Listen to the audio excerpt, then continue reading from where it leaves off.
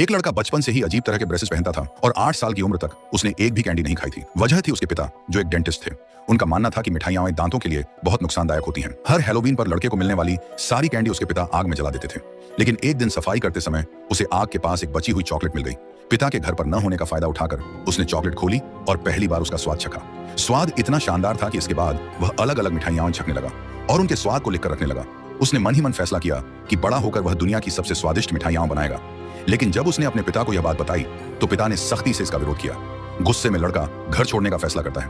पिता भी कह देते हैं कि अगर वह चला गया तो वापस आकर भी उसे नहीं पाएगा। लड़का घर से निकल तो जाता है, लेकिन इतनी कम उम्र में अकेले बाहर की दुनिया में रहना उसके लिए आसान नहीं था।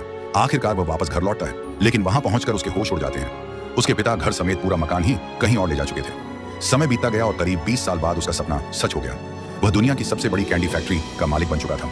उसकी मिठाइयां इतनी मशहूर हुई कि भारत के एक राजकुमार ने उसे एक विशाल चॉकलेट महल बनाने के लिए बुलाया। उसने ऐसा महल बनाया जिसमें दीवारें, फर्नीचर और यहां तक कि कई चीजें भी चॉकलेट से बनी थीं। लेकिन उसकी बढ़ती प्रसिद्धि से दूसरे कारोबारी जलने लगे।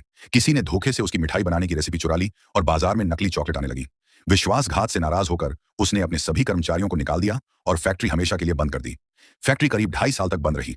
फिर अचानक एक दिन वहां दोबारा उत्पादन शुरू हो गया। लेकिन हैरानी की बात यह थी कि फैक्ट्री के अंदर या बाहर कोई कर्मचारी दिखाई ही नहीं देता था। लोग फैक्ट्री का रहस्य जानना चाहते थे, लेकिन कोई सफल नहीं हुआ। तभी उसने अपनी चॉकलेट में 5 गोल्डन टिकट छिपाए और घोषणा की कि जिन 5 लोगों को ये टिकट मिलेंगे वे उसकी रहस्यमयी फैक्ट्री घूम सकेंगे। उनमें से एक को एक खास इनाम भी मिलेगा। पूरी दुनिया में टहलका मच गया।